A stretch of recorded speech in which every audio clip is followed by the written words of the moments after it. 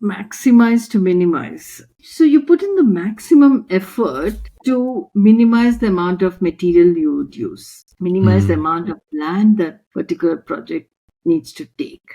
And it's mostly a lot to do with how do I minimize the distance from which the materials would come? How do I minimize different materials in a building? What would happen with if I put too many different materials? There will be a plethora of waste.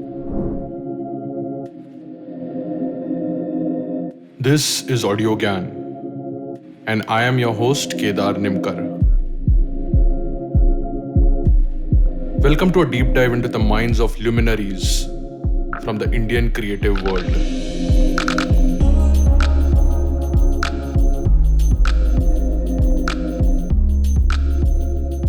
But I wanted to start with a more meta question, which was like we often use architect also in a very different context, right? Dunya ka architect, and there are social architects, and I believe etymologically also we have it's. I think it's derived from archi, which is kind of a chief, and tecton, which is a builder, so chief builder. So who, according to you, is an architect at a philosophical level, and obviously at a as a discipline also? So it's a person who guides you, I would say, who guides you to a certain way. So for me personally, would have been my father who guided me that my daughter should study architecture. So I studied civil engineering in Nigeria because that at that time there was no architecture in that polytechnic, and then came here and he guided me to a certain place, like to go to September. So he is being that.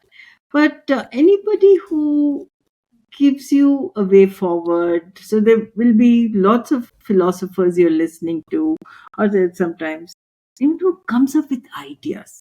I'm very I'm very obsessed with ideas and thoughts and words. So there is this philosopher come economist, I think he is also, Dipesh Chakravarti. Sorry, which one? Dipesh Chakravarti. No, I'm not heard of it. Yeah, he talks on climate change and those issues, and the way he puts it together, it, it kind of guides you of thinking of the world differently. And so anyone who guides you, it could be, I think it could be anybody. Mm-hmm. Any Okay. moment. Yeah, and then how does it translate into the profession also? Like, do you see like a similar parallel? Yeah, because when I sit down and let's say I'm talking to a client, yeah, then obviously they have a certain level of interest in what they want and aspiration. And then there you have to sit down and say, okay, what is your budget? Why do you want these? And there's quite a bit in I think it's 21 points written by Laurie Baker, which helps you think on those terms. And so you're guiding them. You're telling them there's some things you don't need, or this is what I do. What do you think of it? So it's very important that as an architect, you have to be a guide. You have to be a guide in terms of taking them along with you, but letting them have the experience of curiosity. So experience and curiosity together. Because let's say a guide who's taking you around Taj Mahal, he should allow you to feel the wow. Okay, but then he should tell you why it is like that. That's right. Or he should tell you a story. That's what a guide would do, and take you through that journey. That's what I would do as an architect. Take the people through a journey, but it should be their experience. And I wouldn't like them to waver, fall down, or have any miserable experience. That's why you're a guide, because you know the way. The guide knows the way. Yeah. So Yeah. we should not tell them, okay, now you try yourself. No, it's very important as an architect. You should not have misery on them. We Hmm. should guide them to a Hmm. nice, logical end. So, yes. Got it. And is there a time access to this? Because I was watching a video by BV Doshi when he was awarded the Pritzker Award at Vitra, and he was saying like you talk about celebrations, you talk about the entire journey, like you just not don't sort of, it's not like a 2 bhk and a 3 bhk kind of a conversation, but it's about like, are you going to live there, like what's going to happen to the next generation, and so on and so forth. So do you see any timeline or time as an important axis while having this guidance and leading? So there are two kinds of time. Time which is very solid, which is in terms of the work has to get over and they have to move in. That's one time. But the time in terms of we're going to live there, your children are going to grow. So you want to know what's the age of the child, the mother, if you have parents, what would happen. So surely after say 10, 15 years, the parents pass away. Well, how do you change that room? Are you going to stay in it for this longer? So this is only possible when you're really working one to one and you're designing a home. Hmm. Okay, you have a client with whom you can talk about their aspirations, their wants, their choices. But when you're doing for faceless clients, Hmm. which is what's the most of the homes now which are being made, where it's faceless. Then it becomes 2 BHK, 3 BHK, MIG, LIG, and those kind of Hmm. tags you put on people, which is not nice. But if you can now start looking at it as not a space, 2 BHK, 800 square feet, and 3 BHK, 1000 square feet, instead of it, it's a community you're going to make. Hmm. There the time comes in. There the time comes in. Morning, everybody's rushing out. How are they going to use the space? What is the Wow. afternoon time when people are at home? What is the space? What are you going to give for the parents who are staying at home while the children have gone for work? And when the grandchild comes, how do you create all that? And we're missing all that when we don't create like that. The spaces, the older people are bored. They don't have a stoop to sit and chat outside. Everybody is in a closed room, and that's what's Hmm. creating the fact that now you take those elders to an old age home. How do I Hmm. create that? So this is what we need in the future of housing. Hmm.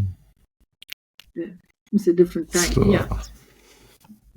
wow, that's very, very interesting way to look at things. Yeah, cool. So,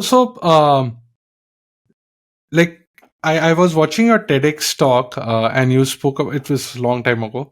Yeah. I think 2018, maybe, I don't even remember. But yeah, uh, like could you talk a little bit about the four aspects of architecture that were there, like resourceful spaces, designing construction systems. So we spoke about this time axis, but while construction itself and waste management, I believe. So maybe taking an example of a school that you have built, like, or any thing that can, like, as an example, but talking about these four aspects, or are there more that you have kind of uncovered in your journey, or observed, or interpreted? Yeah. So this came up. This kind of line of thought came up from what we call as making mainstreaming ecological architecture. Hmm. Hmm. Okay. Because if for a long time ecological architecture was to be afforded by the rich. The Hmm. second home, it's a farmhouse, so you can make it with earth.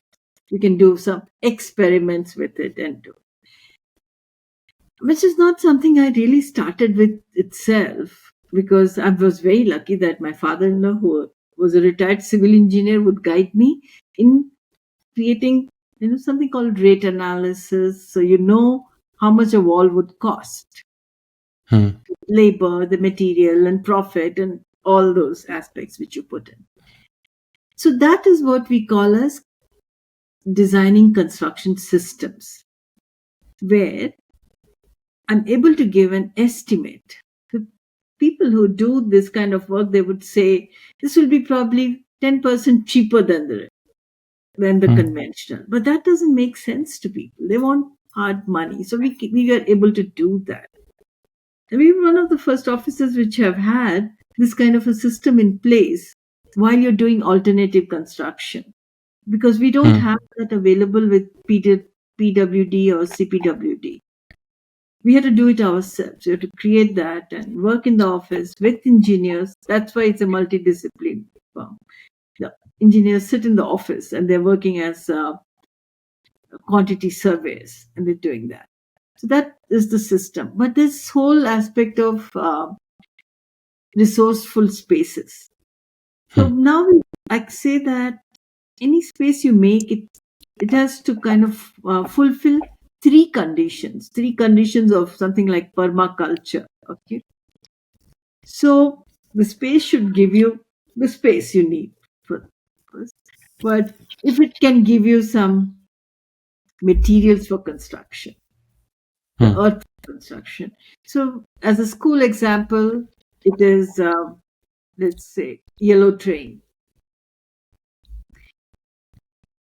It was in a farm land, and Tamil Nadu bylaws do not allow you to make a basement in a school.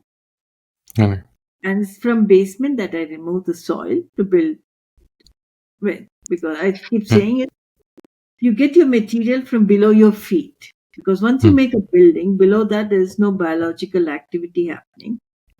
Yeah. So then try and get that. Now that basement is an extra space which you can never add. And it's also a space which is 22 degrees centigrade throughout the year in Bangalore.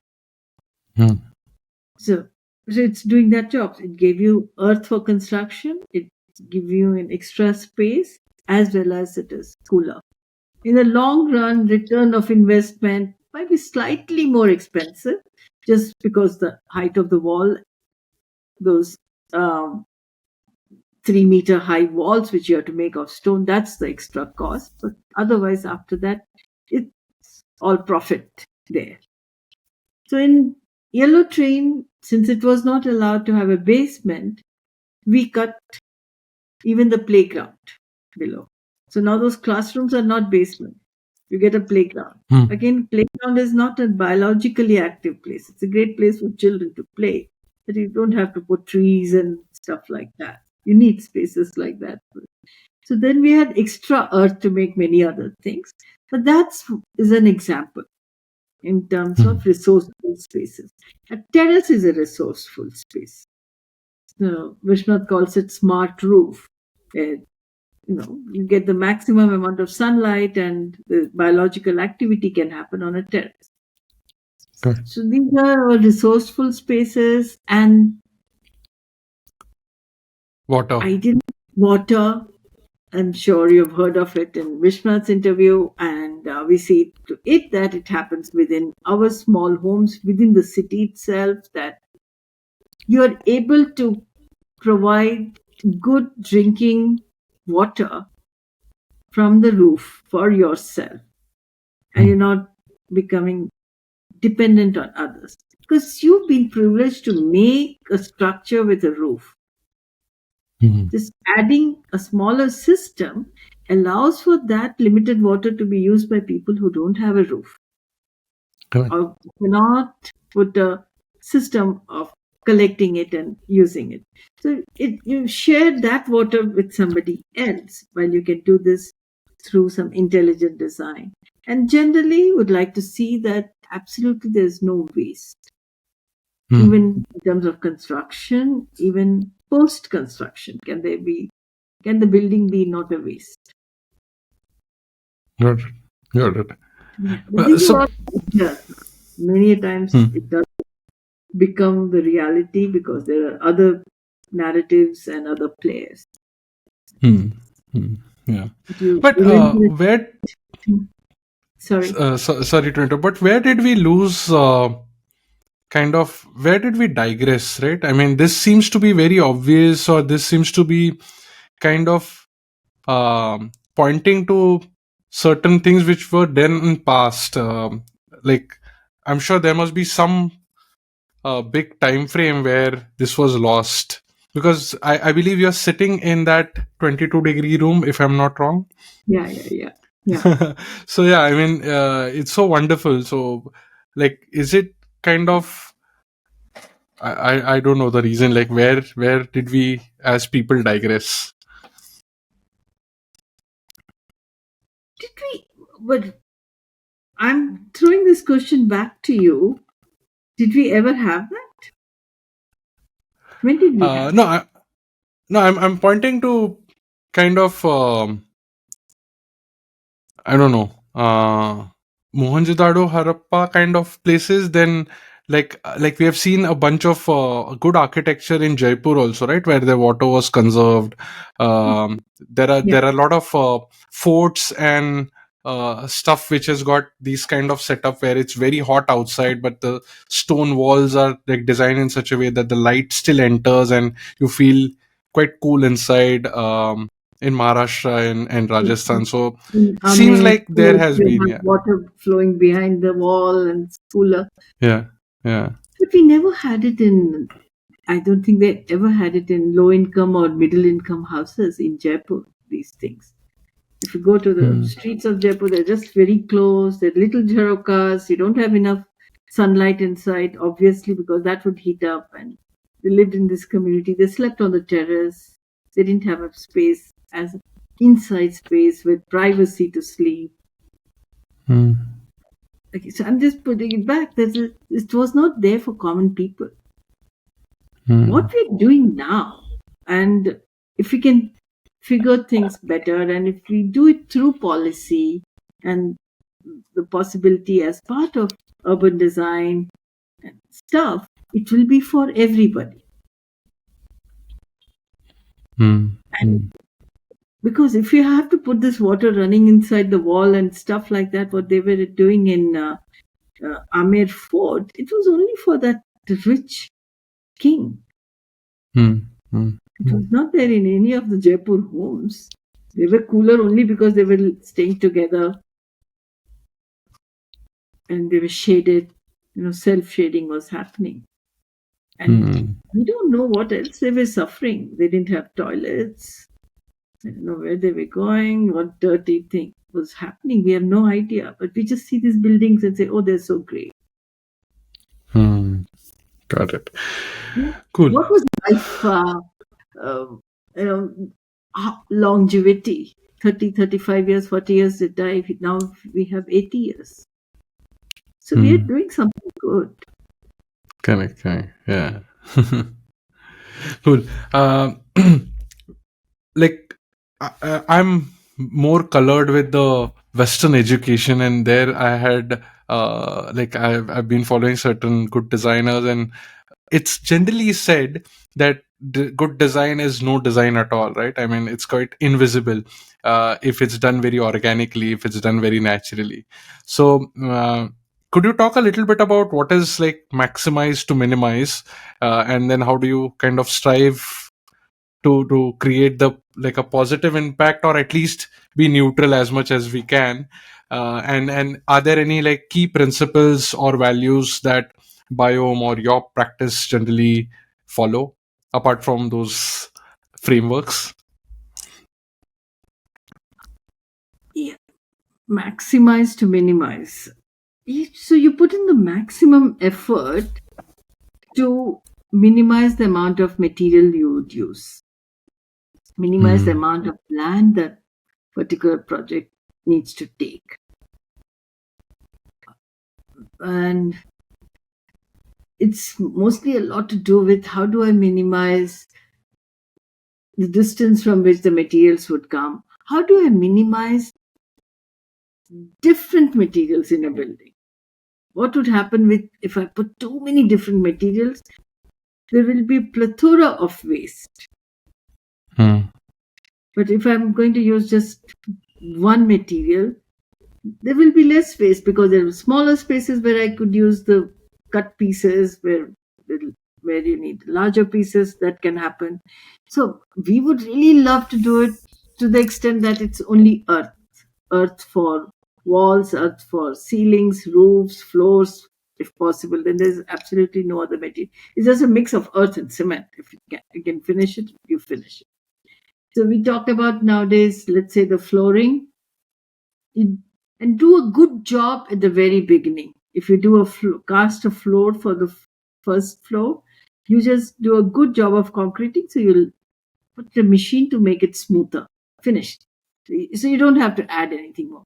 How much can you do it that way is what drives us nowadays. It's like just one material for everything and finish it off. And so that is my effort to maximize, to minimize. But good design is no design at all. Yes, because then you start seeing nothing there. No? Did you really design it? No, it happened just through thinking, through the ideas what you're trying to put, and that's it. Yes, it should not.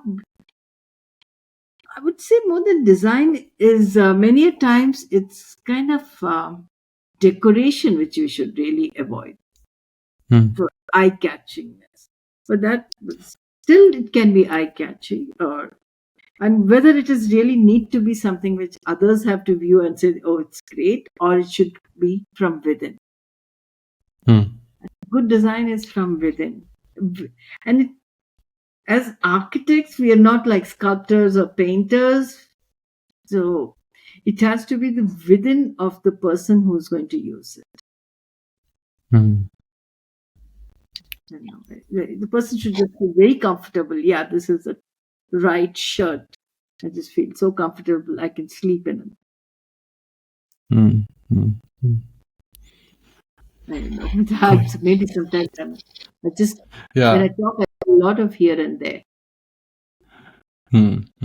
And so are there any guiding principles when you start off? Because you said that you would love everything to be of earth, but in practical terms, when you're dealing with clients, when you're dealing with certain set of people as in a professional capacity, so are there like any guidelines or any value system that you like put as a disclaimer saying this is what we will work on, right? So that it's finally a good balance of what the expected outcome is. Yeah. So one thing would be that it should be climatically suitable design. That's most important, because you don't want to put in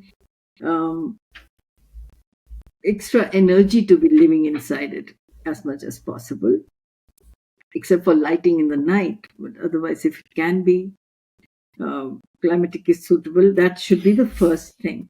Then we start looking at materials available nearby. We start looking at skills. But now you see, let's take again example of schools. There are certain dictates by, let's say, CBSE and other boards that this is the size of classroom, which necessitates that you have to use a certain kind of construction methodology. And when that happens, are we having a correct and good structural design where I'm not using unnecessarily a lot of materials? With that, am I making spaces for children still that they would enjoy being in it? Is it possible? So a lot of time we have to balance between what we really would like it to also be where we are doing it, and balance that. Also, how do we build so that what we leave behind is not degraded? But in all of it, first thing is to find out if we can use earth, if we can train people that they can use and learn building with earth. That would be the first choice. Yes. Got it. That's very inspirational.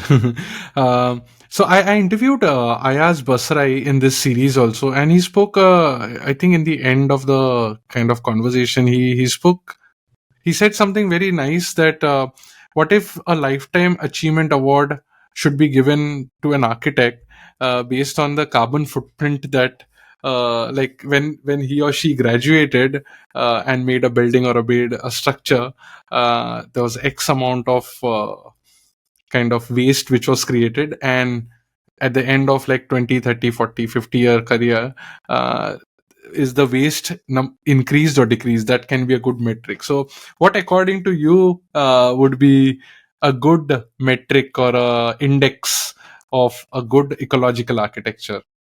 Like what parameter will be the most important for you, Mhm. or maybe a couple of parameters?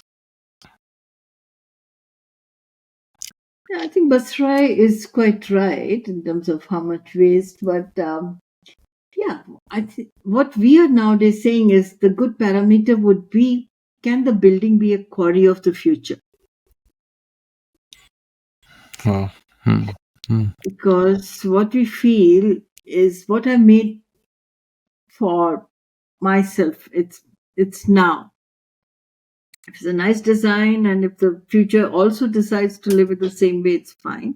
But if they want to change, and because it's a human right to express their own spaces also, the Hmm. kind of spaces the future generation wants, but it wants to break this building down, will it be able to use the elements and make a new space? Wow. Hmm. Hmm. I think the future is of that. But just today or yesterday, I read an article that now they're making concrete, which in future, if you break, you will also get cement back, Hmm. besides the aggregate sand and the other aggregate, but you will also get cement back, which if it really happens, it's a great way forward. Then you can keep breaking buildings and making new buildings without Hmm. losing any energy, without making new cement, hopefully. Wow, that's so fascinating, because in the same episode, he generally engages in speculative fiction from a designer's lens, and he was saying that what if the government of India says like no construction for next 30 years, right? So what will architects do? Can they become great like people who can like extract stuff from the existing buildings and reuse it? I think it will be really Yeah. amazing, because then the kind of buildings that you would imagine would be the most resourceful actually. Yeah. So we call it, yeah, the best ecological stuff would be to retrofit the ecosystem. It's Hmm. not repair the ecosystem, retrofit it. So what's available there, but make it better. Hmm. Hmm. Yeah.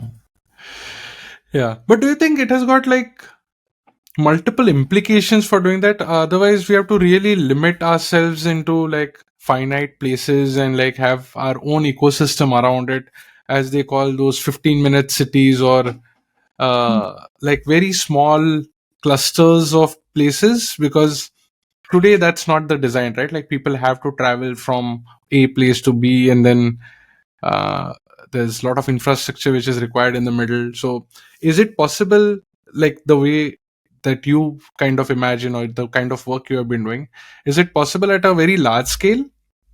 It is possible.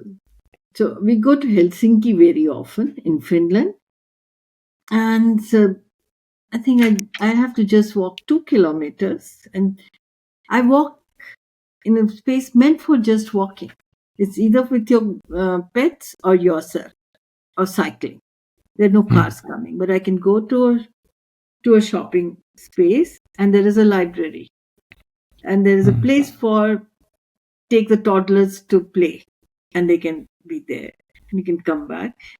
And not far is the sea, so you can swim there, you can enjoy the nature. So the city itself has a bylaw which says if you make housing, there should be a piece of nature near it. There Hmm. should be places for the children. The schools are, or what you call them as daycares, are not more than 200 meters away from any habitation. They will be there, provided by Hmm. uh, the city. The city will put if a space is an area is getting very hedonistic, the city would put low income and rental accommodation over there, so that the society doesn't become hedonistic and only of rich. You have to have different people together. Mm-hmm.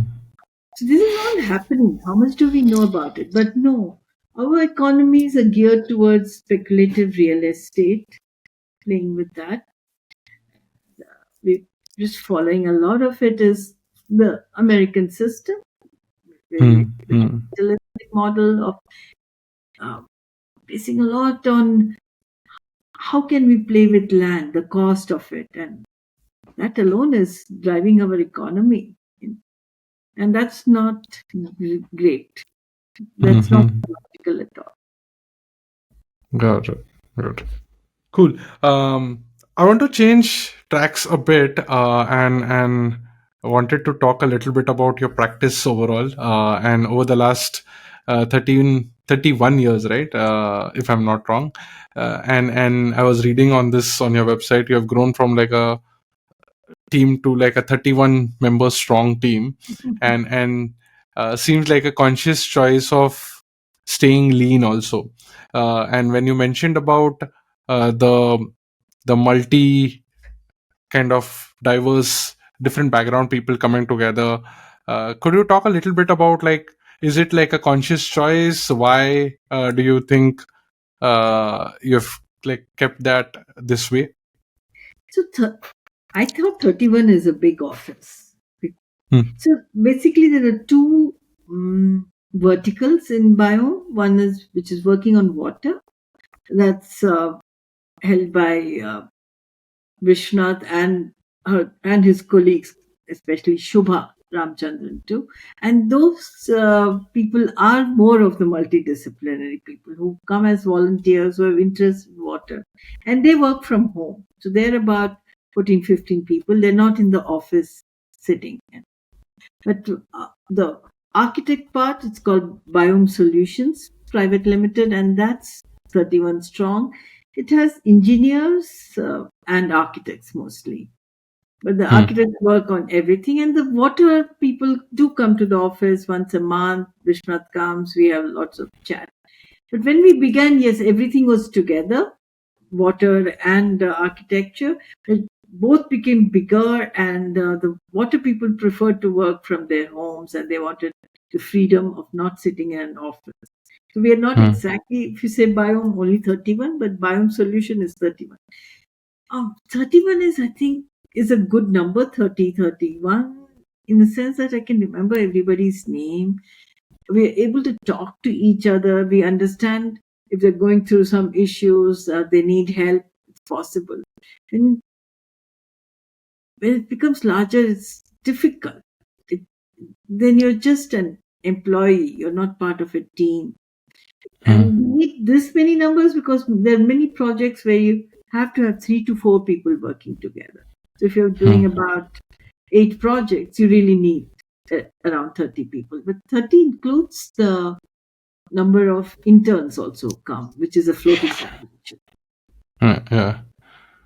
Got it. I have one more question, but just since you mentioned about interns, in Designers Digest, I'm also trying to understand what kind of uh, career path a junior to a senior to a principal kind of thing work. So, I see a lot of junior designers, junior architects also on the team. So, how does a project responsibility is given, or like how does it work? Like if you can give some glimpses of how like Biome works in general from an architectural practice. So when the client comes first, it will be one of the senior architects talking to them because they can talk with numbers, which is what most of the clients want to know about it. And they're ready to also show different projects, what happened because of their innate experience. But soon after that, the junior most architect is always sitting in the meetings. Hmm. So the junior most architect is sitting in the meetings is so that they understand what are the conversations happening. we give them the task of minuting the meeting, which in the beginning we will read the minutes before we ask them to send it, so that we get to know that they've understood as to what discussions happen, because it's something uh, from when they come out of the college, this whole professional part of it is very difficult for students to understand, and the kind of conversations which happen.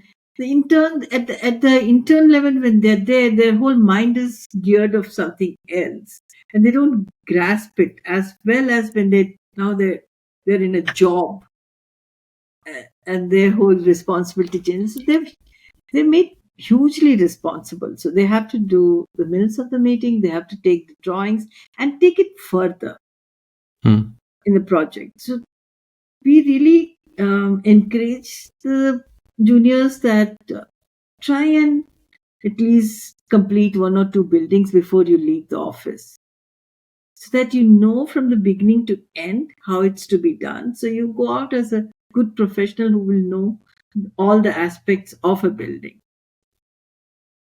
Good. So they have to also interact with the contractors. They have to go to the site.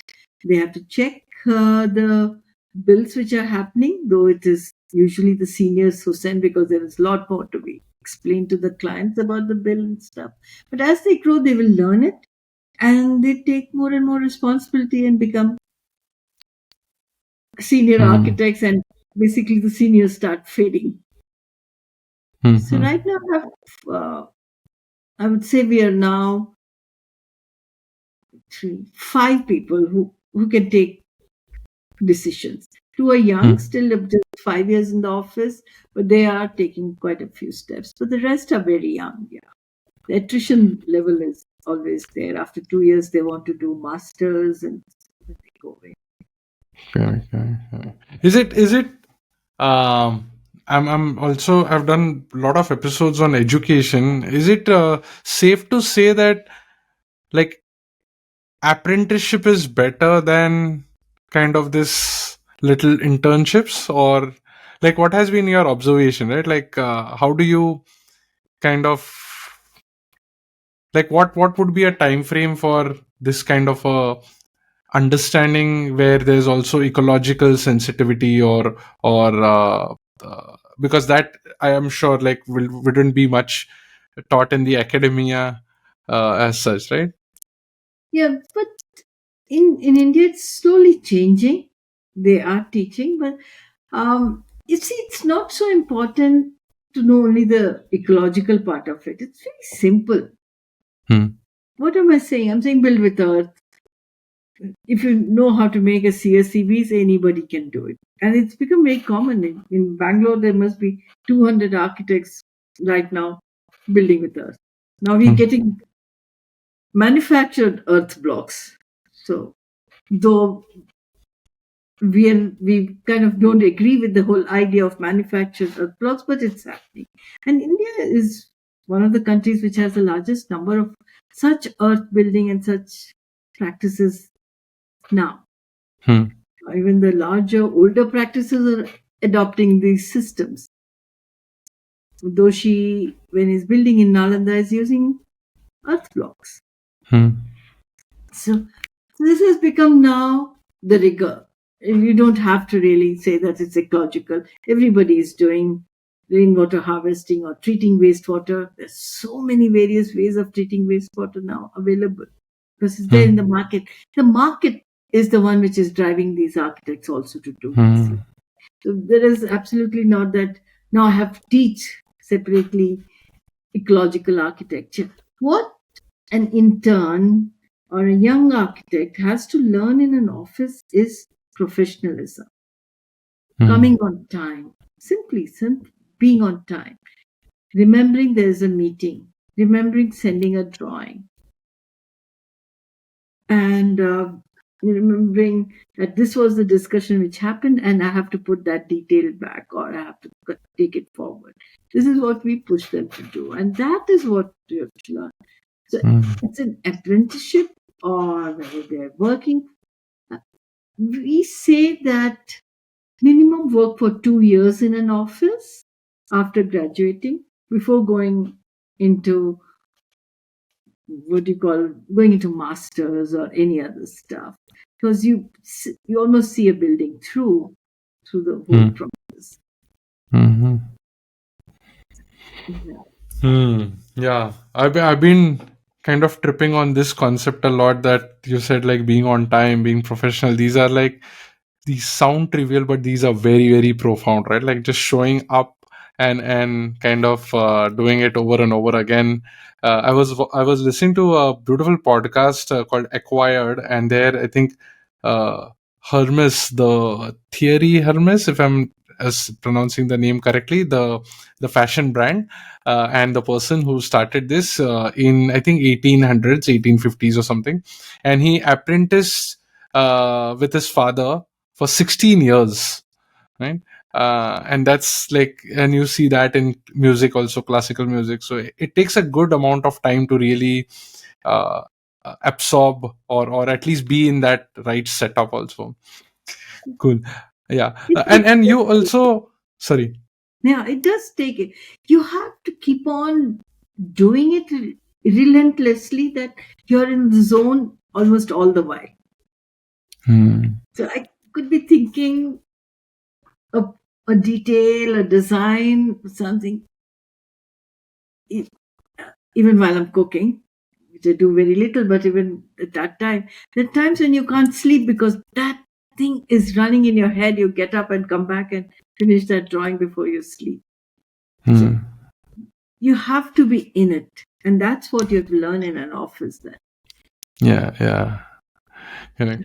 So also, I know like this will be a very long answer, but if you can just condense it somehow, like you said that there's a collaborative, multidisciplinary approach grounded in informed decisions, right?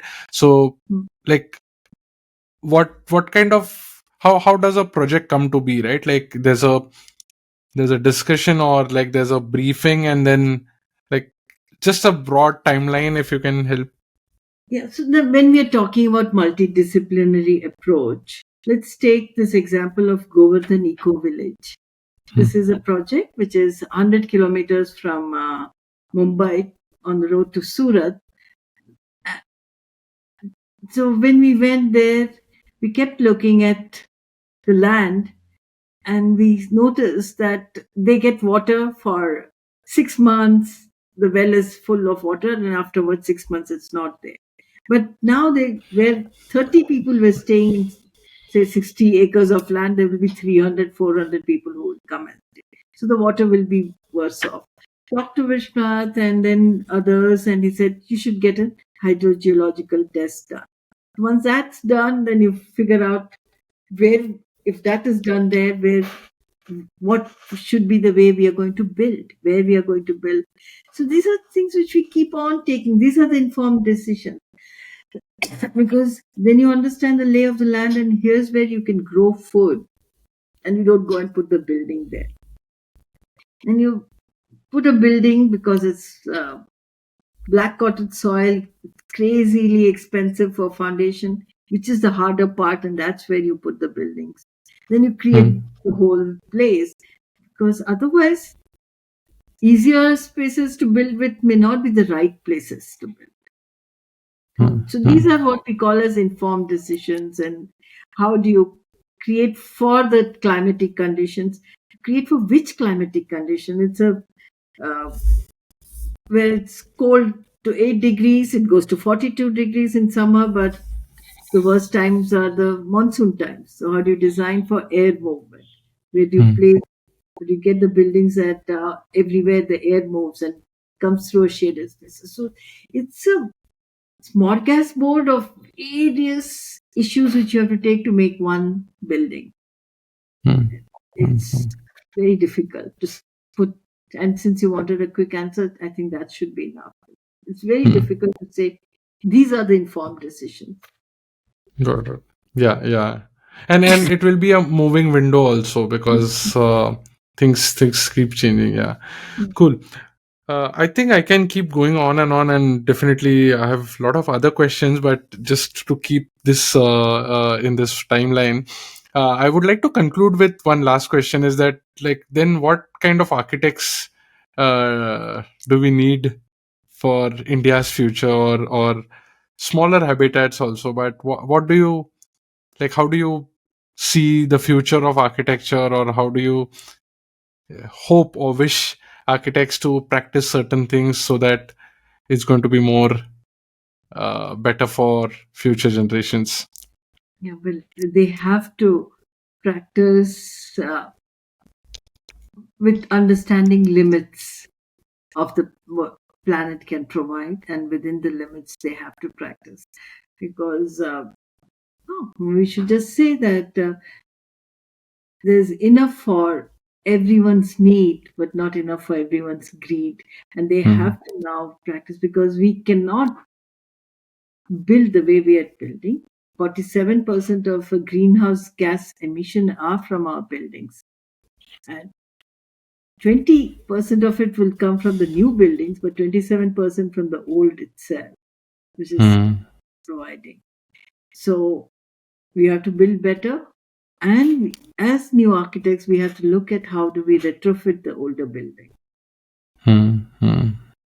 We can't have greenhouse gas Yeah, emission. We can't have climate change.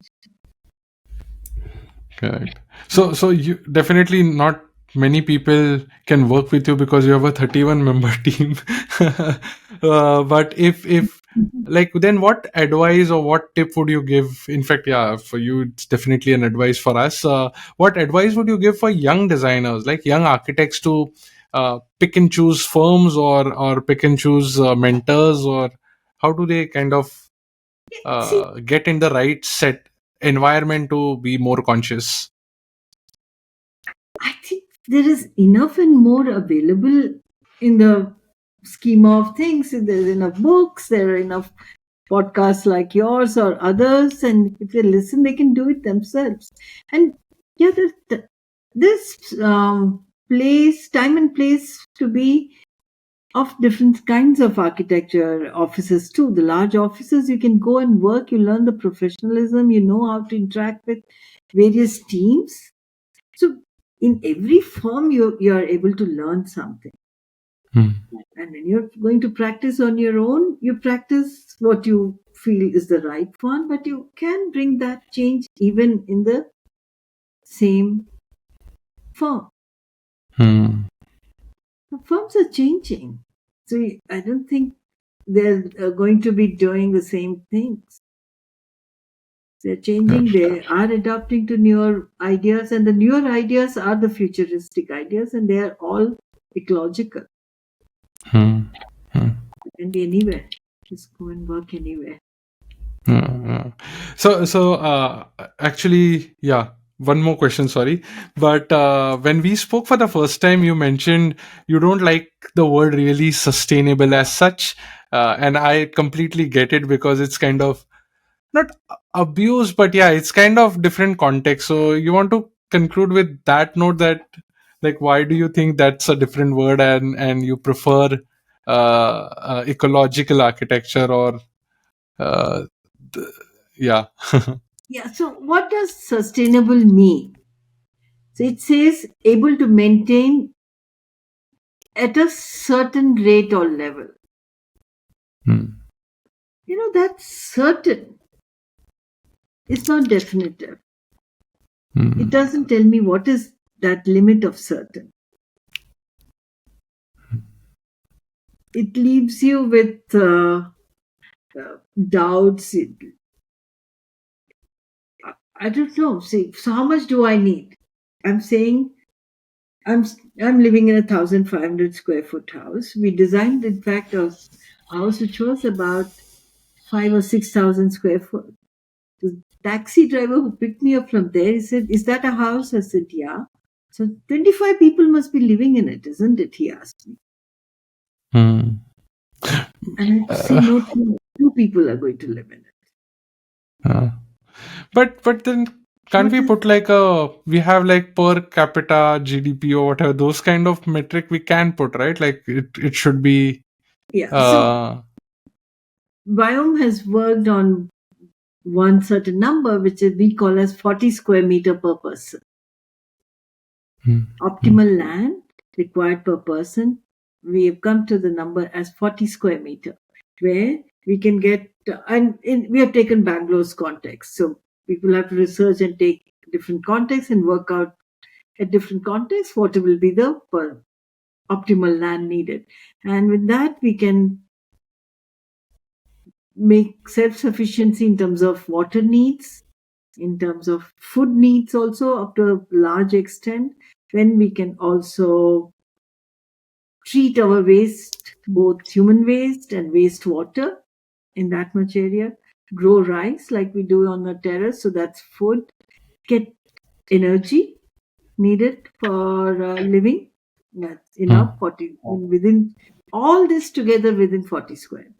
hmm, hmm, Everybody has 40 square meter, and all 11 billion of us could be accommodated in 1/8 of India. hmm, 11 billion of the world people. And then we have then more spaces to put factories and other things for, because we just don't need only water and air, hmm, air and food alone. We need chairs and we need other things, so we can do that. So yeah, if that is there, then that is sustainable. But if you're hmm, going to say this is the amount I need and that's the amount somebody else needs, that sustainability is a shifting goalpost. hmm, hmm, People have hmm, different levels to be sustainable. And so that's why we use the phrase ecological. It is economy, ecology, and logic. Logic is a very important factor. So your hmm. decision. Correct. Cool. I think on that beautiful note, we can conclude this. Anything that you want to add? Not really. Not really. Okay. Thank you. Thank you. Cool. Yeah. Cool. So thanks a lot, Chitra ma'am, for giving your time. It was great talking to you, and definitely a lot of gems in your. Hope this conversation also enriches a lot of listeners. So thanks a lot. Thank you, Keda. Thank you. Cool. So I'll just also have like the end. I wish to once again thanks Godrej Design Lab for bringing you this episode. GDL is an initiative of Godrej and Boyce, launched in 2014. Today, GDL continues with the intention of making life brighter and better through exploring how design impacts our lives and how can it make it better. The team at GDL is focused on engaging the community through thought provoking events, supporting upcoming talent, and showcasing how design innovation can create better products and systems. Do follow us on Instagram at Godrej Design Lab and at Audiogyan Podcast, or check out Audiogyan Podcast on YouTube. Thanks and bye. Take care. Thank you. Thank you for Thank you. being on the show once again. Bye bye. And that's it from today's Gyan session. For show notes and more Gyan, visit audiogyan.com. And if you wish to connect with me, I am at Audiogyan Moments on Instagram. Until then, take care.